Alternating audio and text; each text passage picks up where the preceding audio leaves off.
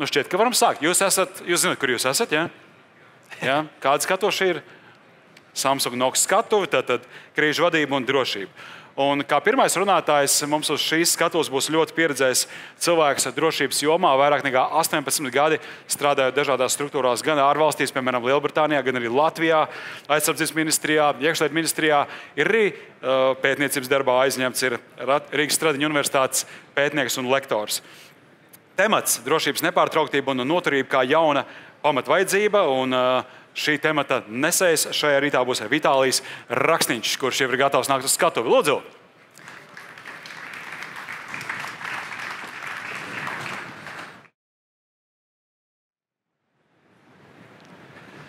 Jā, labrīt! Man bija līdzīga problēma kā Raiva kungam, ka man prezentācija bija pilnīgi angļu valoda, un tad es sapratu, ka mums ir arī iespējas tulkot, līdz ar to es runāšu latviski, bet slaidi būs angliski, vai arī tie mūsu kolēģi no pārējiem valstīm varētu redzēt. Es runāšu par darbības nepārtrauktību, kā jaunu normālu, apskatīsim no dažādiem aspektiem. Būs daudz ilustrāciju, daudz prezentāciju, tad arī, un pēc tam būs iespējas arī uzdot jautājumus. Ja? Droši sākam. Jā, tad... Kāda problēmiņa? Tehniskā problēmiņa? Jā. Kad mēs runājam par risku izvērtējumu, par drošību, tad mēs arvien biežāk sastopamies ar situāciju, ka esoša risku pārvaldības sistēma varbūt, maigi sākam, ir pilnveidojama, un es pieminēšu 3 piemērus. Viens ir tie starptautiski risku izvērtēšanas tie publikācijas, kas ir no Pasaules ekonomikas fóruma un no citiem, kas uzskaita riskus, kas ir tuvākiem 2 gadiem, 10 gadiem, bet arvien biežāk viņi neakcentē tos galvenos riskus. Tas piemērs bija tas pats 20. gads, kad Pasaules ekonomiskais fórums pie krīžu, pie top 10 riskiem vispār nav minējis pandēmiju kā potenciālu risku, kaut gan jau Wuhanā jau viss ir sācies. Ja? Un principā šogad, ja mēs skatāmies februārī apstiprinātais tas risku, tas top 10, tas militārais konflikts, militārais apdraudējums ir tikai numur 5, numur 6, attiecīgi pie tā stāsta, ka mēs jau redzam, ka saspēlējam daudzas pasaules valstis, un tas stāsts ir, vai tiešām šīs atspoguļo esošos draudus. Tas, kas man ir pa vidu, tad tie koncepti, ko sauc par nezināmiem, unknowns, visslavenākais ir tas Talebā, tas melnais gulbis, bet ir ļoti daudz līdzīgu konceptu, respektīvi, kā mēs runājam par riskiem, kas nav risku reģistra, par kuriem nav risku apetīta, bet kuriem mums būtu jāgatavojas. Un tas viens no piemēriem varētu būt kaut kāda kosmosa laika apstākļi vai kaut kas, kas nebija prognozēts, kam arī būtu jābūt gataviem. Un kas, protams, rada galvassāpes risku menedžeriem. Un trešais piemērs ir vispār iet ārpus kastes, skatīties uz ilgtermiņu, uz riskiem apdraudējumiem. Un šajā gadījumā daudzas institūcijas, šajā gadījumā es minēju Francijas vienu no aizsardzības ministrijas aģentūram, viņi uztaisīja futuristu grupu, Red Team, sarkano komandu, kas skatītos uz nākotnes riskiem, uz nākotnes spējām, kas būtu vajadzīgas pēc entiem gadiem. Kāpēc? Tāpēc, ka mūsdienas privātais sektors ir tās, kas principā ražo viss lielākā daļa no dažādiem izgudrojumiem nāk no privāta sektora, un tad ļoti grūti militārā vide vai drošības vide integrēt tos risinājumus, un tāpēc tā ideja bija skatīties no otras puses, respektīvi futuristi vai sociāli inženieri, viņi apraksta tas spējas, kas mums nākotnē būs vajadzīgas, un tad inženieri un tehniskie darbinieki sāk strādāt pie tiem risinājumiem. Ja? Bet tas ir stāsts, tas parādītas to, kā risku pārvaldība paliek arvien grūtāka. Jā, attiecīgi, un šajā gadījumā mēs runājam par ilgtermiņa konkurenciju ar dažām valstīm, kur parādās jauna šķautne, respektīvi ilgtermiņā, ka mēs runājam par ilgtermiņa saspēlēm ar Krievijas federāciju, ilgtermiņa saspēlēm ar Ķīnas Tautas Republiku un tā tālāk. Tas ievieš jaunu dimensiju. Mēs esam viena no tām valstīm, kas ir tā saucamā pierobežas valsts, kur piedzīvo augsta riska, augsta intensitātes hibrida uzbrukumus dažādos līmeņos, gan kiber, gan informācijas vide, ekonomikas vide tā tālāk. Līdz ar to, un vēl pie tiem visiem konceptiem, ko mēs saucam par melniem gubiem tā tālāk, jautājums ir, vai esošā pārvaldības sistēma ir spēj uz tiem visiem apdraudējumiem atbildēt. Un šajā gadījumā tas ir droši vien jums lielākā daļa pazīstama, tas heat maps, jeb tas kartiņas, kur mēs varam izvietot tos riskus atkarība no vēsturiskas pieredzes vai no risku izvērtēm, bet tas divs piemērs, pandēmija bija daudzām valstīm risku registros, kad atnāca liela pandēmija, īstenībā lielākā daļa no tiem izvērtējumiem bija izrādījies nederīga, un visiem bija jāveido kaut kādi ad hoc risinājumi krīžu pārvaldīšanai. Attiecīgi tas stāsts ir, vai tie esošie jauni apdraudējumi, tā skaita, kurus mēs vēl varbūt nevaram prognozēt, vai viņi atbild, vai mūsu esošais instrumentārijs ir ok, vai efektīvi viņus atbildēt. Nevis vienkārši taisīt reizes gada smukas tabuliņas, izvietot tos riskus, bet vai viņi tiešām ir iestrādāti risku pārvaldības sistēmu. Un stiprāk jāspiež. Jā. Un tas, ko es runāju, tas nav tikai par lieliem uzņēmumiem. Skaidrs, ka finanšu sektors, bankas, kā liela kritiskā infrastruktūra, ka viņam jau sen bija izveidotas sistēmas, kā pārvaldīt riskus, kā izveidot veselas struktūra vienības, kas ar to strādā. Bet, man liekas, mūsdienas rāda, ka arī maziem vidējiem komersantiem, tāds pa vidu es uzliku tādu mazu kafejnīcu, viņiem principā arī, viņi negribot arī kļūst par drošības aktoriem, respektīvi valsts delegē zināmās funkcijas šajā gadījumā, piemēram, Covid laikā, tos visu QR kodu testēšana, vai telpu pielāgošana. Daudziem komersantiem arī delegētas funkcijas, valsts funkcijas, kuras viņi īsteno, respektīvi, kā saka, privātais sektors paliek ar vien dziļāk iesaistīts nacionālās drošības jautājumus, plus vēl tie jaunie koncepti, kā arī pienākums rūpēties par darbiniekiem, par klientiem, duty to protect, duty to care, tie jaunie standarti, kas droši vien nāks no rietumiem mums drīz tieši par komandiem tā tālāk. Līdz tāds, ka arī maziem vidējiem komersantiem vai vispār mikrokomersantiem nāk klāt tas prasības no valsts un no drošības sektora. Un otrs, viņam arī nāk tie paši riski, apdraudējumi, kas skāra piegāžu drošību. Mūsu gadījumā arī reputācijas riski strādājot ar noteikta veida valstīm, komersantiem un, principā, sankciju riski un tā tālāk. Tad īstais stāsts, ka tas sloks arī uz maziem vidējiem un mikrokomersantiem viņš paliek ar viens lielāks. Un tas stāsts ir, kā ar to jauno normālo,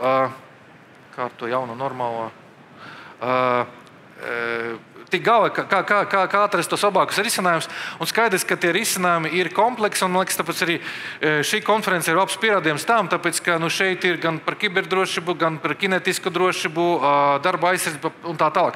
Visas tas, ka tie risinājumi ir kompleksi, ka vairs nav tā, kā agrāk bija, ka viens cilvēks, kurš ir atbildīgs par drošību, tad parādīs cilvēki, kas atbildīgi par kiberdrošību un tā tālāk. Mūsu principā nākotnē mēs skatāmies uz kompleksa risinājumiem, kur visi tie cilvēki strādā kopā, nevis satiekas, kad jau kaut kāds nocies. Ja? Un šajā gadījumā tas piemērs ir par nepieciešamu strādāt ciešāk tiem, kas strādā ar kiberdrošību un kinetisko drošību, jo tas vides paliek ar vien sasaistītas. Tas arī jautājums par to, ko mēs saucam par security by design, jeb uzreiz ražojot kaut kādus produktus, viņus padarīt maksimāli drošus, nevis atstāt uz klientu pleciem, bet arī komersantiem uz lejas uzliekt to kā security by design. Un tas skar gan kinetisko vidi, respektīvi gan telpu izvietojumu, gan kaut kādus pretmobilitātes šķēršļus izvietošanu vai minimizēt tos pretterorisma riskus, gan arī digitālo vidi. Ja? Un runājot par to digitālo vidi, nāk vēl viena joma, kur ar vien lielāks sloks būs tieši uz komersantiem uzņēmējiem, ir arī tā saucamais duty to care, respektīvi, lai nodrošinātu visā dzīves cikla atbalstu. Un primāri mēs runājam par digitālo vidi, par software, bet principā kaut kādi principi būtu attiecinami arī uz kinetisko vidi. Un, protams, piegāžu drošība nekur nav pazudusi. Dzīve, piemēram, Covid-19, kad piegāžu ķēdes tika parautas, bet mēs arī tagad skatāmies ilgtermiņā gan no tā starptautiskā saspīlējuma, gan no sankciju viedokļa, gan arī potenciāli, ja pie varas nāks Trumpa administrācija, tad viņi varētu atkal nākt klājā ar to ideju par clean network, tīru programmatūru, tīram lietotiem tā tālāk. Tas nozīmē, ka tā cīņa tikai sāsināsies, un skaidrs, ka noteikti bloki, kā Eiropas Savienība izmanto šo arī kā nefiskālas barjeras, respektīvi šajā veidā caur certifikāciju, caur kaut kādiem veidiem šķērsliem, arī mazināt citu valstu ietekmi tirgu.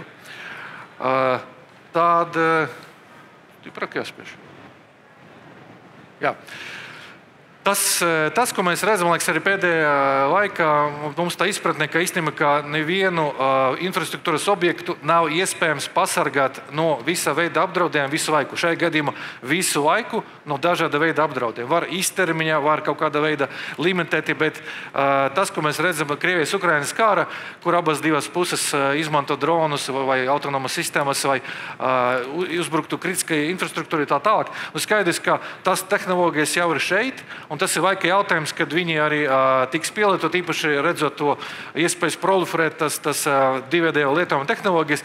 Īstenībā, ka mūsdienas gandrīz viss ir divējādā lietojuma, ja, ka jebkuru tehnoloģiju ar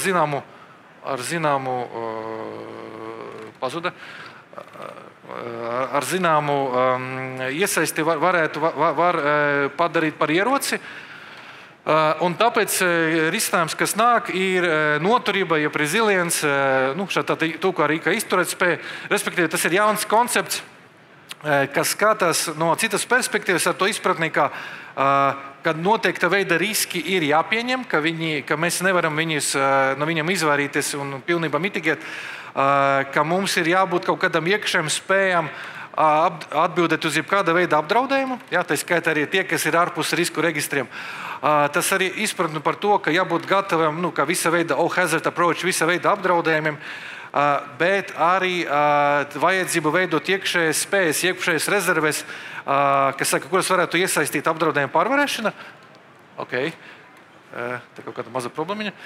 Jā, tad attiecīgi tas arī, bet tur arī viena maza problēmiņa, ka arī noturība negarantē uzvaru. Respektīvi, mēs varam būt nenormāli noturīgi, mums varētu būt visi darbības nepārtraukties plāni tā tālāk, bet nav fakts, ka mēs necietīsim kaut kāda liela uzbrukuma. Līdz ar to arī jārēķinas. Tad īsais stāsts, risku pieņemšana, un arī tāda proaktīva rīcība uz spēju veidošanu, kas ir kaut kāda veida līdzinās militārai plānošanu, jo tā civila plānošana pārsvarā skatās uz risku reģistriem un kā uz tiem apdraudējumiem, kā viņiem sagatavoties, tad tā militāra plānošana ir vairāk uz spēju radīšana, ka mēs radam noteiktas spējas, pretdarboties tā tālāk.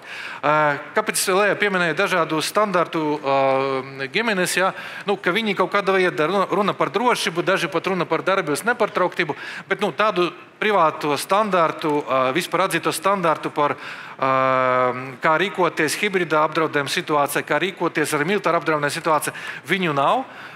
Tie ISO standarti, viņi ir tieši uz noteikta veida riskiem, uz noteikta veida apdraudējumu pārvarēšanu. Protams, ir tas iniciatīvas, ko vairākas starptautiskas organizācijas šajā gadījumā, es viņus pieminēšu, bet ir tas, ka tas viss koncepts viņš aktīvi attīstās. Un šajā gadījumā es pieminēju 3 organizācijas, šajā gadījumā NATO, Eiropas Savienība un OECD. NATO skatās uz to noturību no militāras perspektīvas, ja NATO ienākošiem spēkiem viņiem ir jābūt nodrošinātiem noteikta veida pakalpojumi, tāpēc viņi arī neuzspiež, bet liek kā pienākumus valstīm investēt noturīgais komunikācijas sistēmas, noturīgais transporta sistēmā, nodrošināt arī medicīnas pakalpojumu nepārtrauktību un tā tālāk. Tas ir no tās militāras perspektīvas. Tas, ko skatās Eiropas Savienība, protams, no vairāk no ekonomiskas perspektīvas, tā skaitā arī aizsargātu tirgu, bet tur mēs redzam visi tie projekti, kas saistīti ar piegāžu drošības ķēžu nodrošinājumu, kas saistīti ar certifikācijas vai standartizācijas procesiem, kā kaut kāda veida padarīt, uzliek pienākumus vai industrijai vai kritiskajiem pakalpojumu sniedzējiem, investēt drošībā un noturība un tā tālāk. Tas, ko dara OECD ar savām rekomendācijām, viņi skatās vēl vairāk no ekonomiskas puses, respektīvi motivēt komersantiem pašiem investēt, tā ir noturība, drošība ar to stāstu, ka tas ir viņa konkurences parākums, respektīvi competitive advantage, respektīvi, ja jūs esat noturīgāks par visiem pārējiem, tad tas ir jūsu bonus. Stāsts ir ļoti daudz organizācijas, kas saka runāt par noturību, darbības nepārtrauktību, katrs no savas puses ar kaut kādam savam niansēm, bet pa lielam, protams, ka tas ir nacionāla atbildība, kā tos visus regulas, direktīvas un lietas implementēt, bet skaidrs, ka tas nav tikai mūsu pašu izdomājums, ka tas arī nāk no daudzām organizācijām. Un tas, kas ir mūsu reģiona, mūsu valstī ir izveidots, ir tā sistēma, ka mēs fokusējamies līdzīgi kā Ziemeļvalstīs, līdzīgi kā arī Lietuva un Igaunija.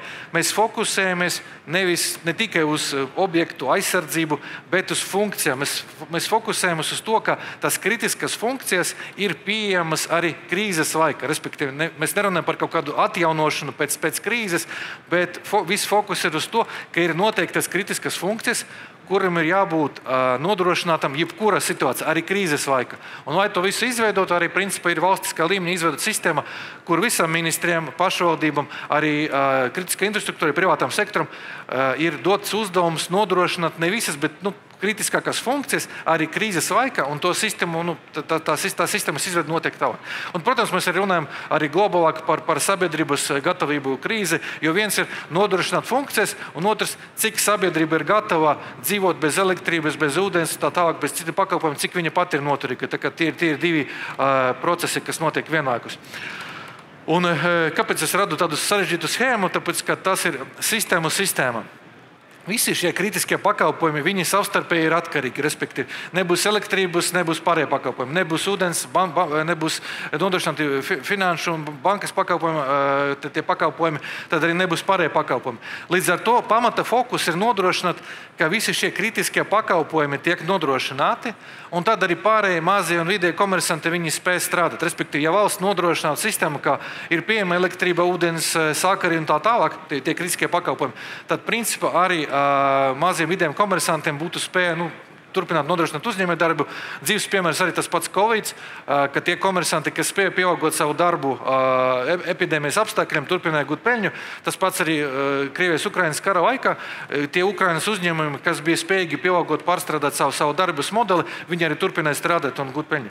Kur tā pamata problēma, ka no paša komersanta, diemžēl, maz kas ir atkarīgs, tas ir tas aplis, ka tas pa lielam, ko var ietekmēt.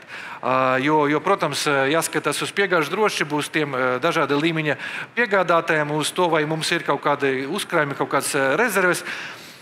Un lai nodrošinātu arī, vai palīdzētu tam privātajam sektoram, principā, ko valsts ir izdarījis, ka viņi ieviesa jaunu sistēmu, tas saucamais obligation to work, jeb pienākumu strādāt tiem darbiniekiem, kas ir kritiskais personāls, jo pretēji, visa sistēma sabruk, jo krīzes situācija darbinieki uzsaka darba līgumus aiziet un principā tā viss apstājas. Šai gadījumā tie visi atzīti kritiskie darbinieki, viņiem ir pienākums turpināt strādāt, līdz viņi saņem citus uzdevumus. Un tas ir atspoguļots amataprakstos, darba aprakstos un tā tālāk. Jā. Būs arī praktisks piemērs, vai abāk saprastu to hipotēzi. Atkal, jā. Jā. Piemērs ir finanšu sektors parasti ļoti labs ilustrācijas piemērs. Ne visi bankas pakalpojumi ir kritiski svarīgi. Principā šai gadījumā piemērs, ka ja mēs fokusējamies tikai uz kaut kādiem diviem super svarīgiem banku pakalpojumiem, skaidrs naudas pieejamība un iespēja veikt transakciju reiz dienā, tad principā tas prasa no institūcijām lielu darbu gan iekšēji, izveidot to sistēmu, definēt kritisko personālu, definēt tas funkcijas, pārstrādāt procesus. Bet viņi paši ir atkarīgi arī no apakšniekiem, no inkasācijas pakalpojumu sniedzējiem, no tiem, kas apkalpo bankomātus, no tiem, kas apkalpo datubāzes un tā tālāk. Attiecīgi, līdzīgs uzdevums paralēli arī nāk visiem tiem visiem viņu apakšniekiem, visiem viņu komersantiem, kas nodrošina to visu tīklu. Līdz ar to tas ir tāds, tāpēc es minēju sistēma, ka tas ir visaptvarošs pasākums, nav jēgas uzdot pienākumu vienam komersantam, ja tu vienlaikus negarantē, ka arī visi pārējie pakalpojumi tiks nodrošināti. Un man liekas, viens no piemēriem, kā tā sistēma strādā, ir tieši gada sākumā Latvijas Banka publicē karti, man liekas, viņa joprojām pieejama tieši ar tiem kritiskiem bankomātiem. Jā, ka garantējot, ka krīzes situācija tie 100 kritiskie bankomāti strādās, jo viņi būs prioritāri, kas dabūs elektrību, kas dabūs kaut kādu apsardzi un tā tālāk. Tas viss ir tāds līdzīga sistēma būtu jābūt aptiekām, degvielas uzpildes stācijām un tā tālāk. Jā, mēs runājam par to visaptvarošu sistēmu. Un, tad stāsts ir par to, es te baigi foršas lietas izstāstīju, kas saka, sāksim investēt, sāksim kaut ko darīt, un kas ir nākamais. Jā. Un skaidrs, mums ir citas prioritātes, citas problēmas, un nezinu, nav operatīva līdzekļu. Skaidrs, ka droši vien lielākā daļā atradīs iemeslus nedarīt kaut ko un attiecīgi paļauties. Jā. Jo mēs esam mazais komersants, kurš mums uzbruks. Mēs neesam nevienam ieinteresēti un tā tālāk. Skaidrs, ka tas droši vien nav labākā atbilde. Jo, man liekas, tad, vai papildētu, motivētu organizācijas investēt drošību, noturību, man liekas, tad jābūt izpratnē skaidrs, ka mēs nevaram uzskaitīt visus riskus. Jā, viņi mainās un ļoti bieži mēs arī viņus varam neidentificēt.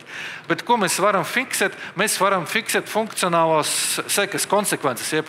Nav svarīgi, kāpēc tas ir noticis, bet rezultāta nav ūdens, nav gāzes pieejams, ja? Nav sakari, nav internets un tā tālāk. Tas nozīmē, ja organizācija gatavojas vismaz tiem kaskadējušiem efektiem, ka principā tas jau ir ok, ka tas ļauj viņiem būt daudz noturīgākam.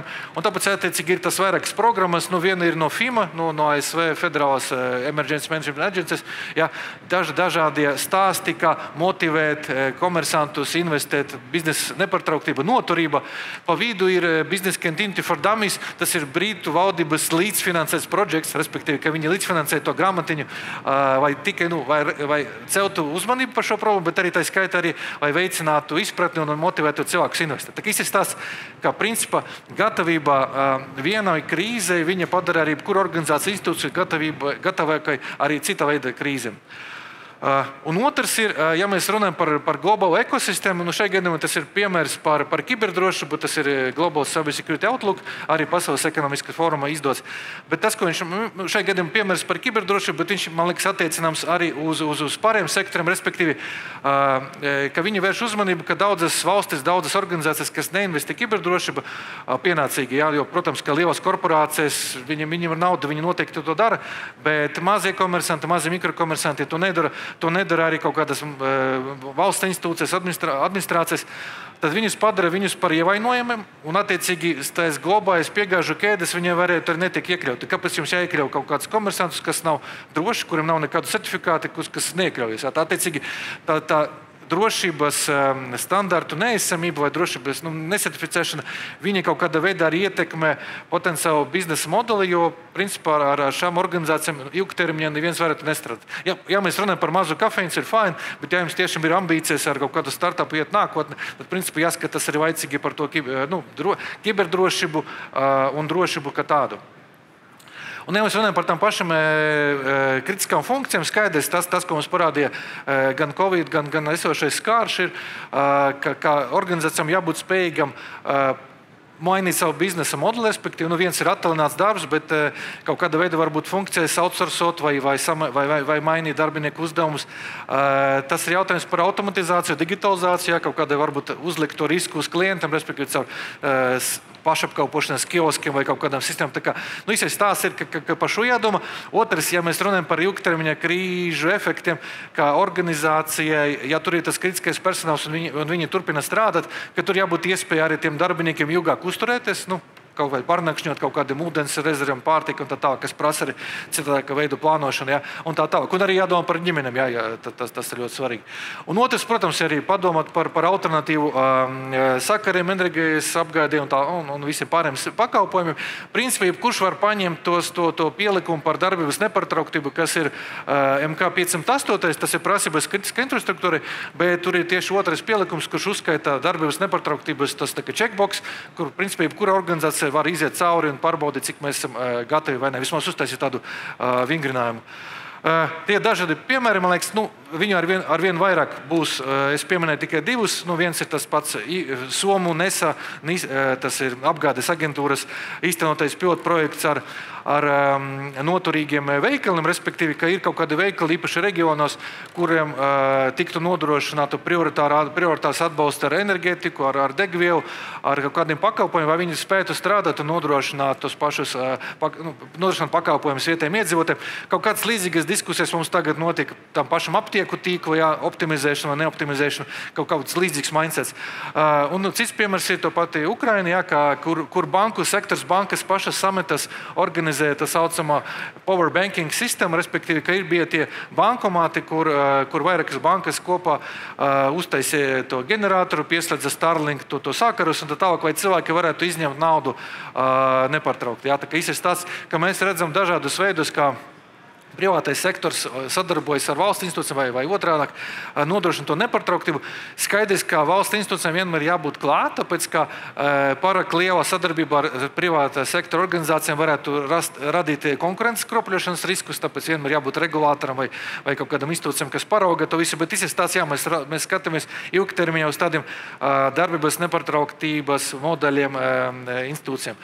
Vēl viens piemērs, šis bija par 5G, droši vien jādomā jau par 6G standartiem un tā tālāk, bet kas bija unikāls, šī bija tāda rīkopa, ko izstrādā Eiropas Savienība, skatoties riskus no dažādiem aspektiem, kas bija unikāls, ka pirmo reizi neskaties tikai tehniskos riskus, kas saka ievainojības un tā tālāk, bet skaties arī strateģiskos riskus, respektīvi atkarības no noteikta veida piegādātiem. Šajā gadījumā pamatfokus bija, protams, uz Ķīnas Tautas Republiku, bet tas parādīja, ka nākotnē mēs varam sagaidīt, ka būs līdzīgs izvērtējums ne tikai no tehniskas drošības viedokļa, bet arī no strateģiskām atkarībām, no organizāciju ievainojumiem un strateģiskām atkarībām. Ja? Tas bija pirmais, bet es pieņemu, ka metode tika atstrādāta, tā ka viņa būs arī nākamais dokumentos. Runājot par to pašu personālu, kā es minēju, ir tie jauni koncepti, pienākums rūpēties par darbiniekiem, respektīvi jūs viņus nevarat norīkot uz vietām, kas nav drošas. Tas tie paši jauni standarti par, ja sūtat komandējumu uz ārvalstiem, tad tam viesnīcam jāatbilst noteiktiem standartiem, ka jūs garantējat, ka ar to darbinieku nekas nenotiks. Jā. Tad ir tas jaunais koncepts obligation to work, ko es jau minēju, pienākums strādāt. Tas, principā, viņš ir ļoti līdzīgs visam totālas aizsardzības valstīm. Tas ir Ziemeļvalstis, tas Baltijas valsts, kur ir ties kritiskas personāls, kritiskas profesijas, kuriem ir pienākums turpināt strādāt.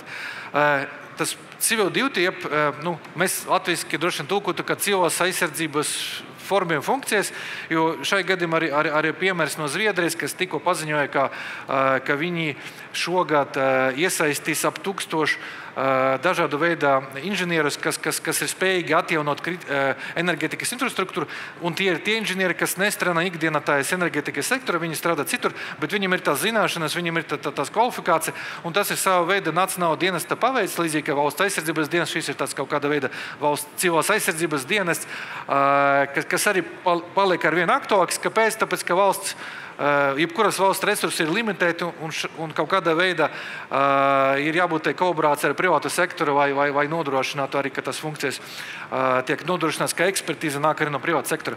Un drošums, safety, kāpēc man ir jautājuma zīme, mēs saprotam, ka mūsdienas klasiskā situācijas, kur mēs redzam, ka tie dronu uzbrukumi ir potenciāls viņus iztenot principā jebkuram objektam, kura brīdī tad ieslēdzas tie protokoli personāla drošībai. Agrāk ir kaut kāds signāls, mēs evakuējam personālu.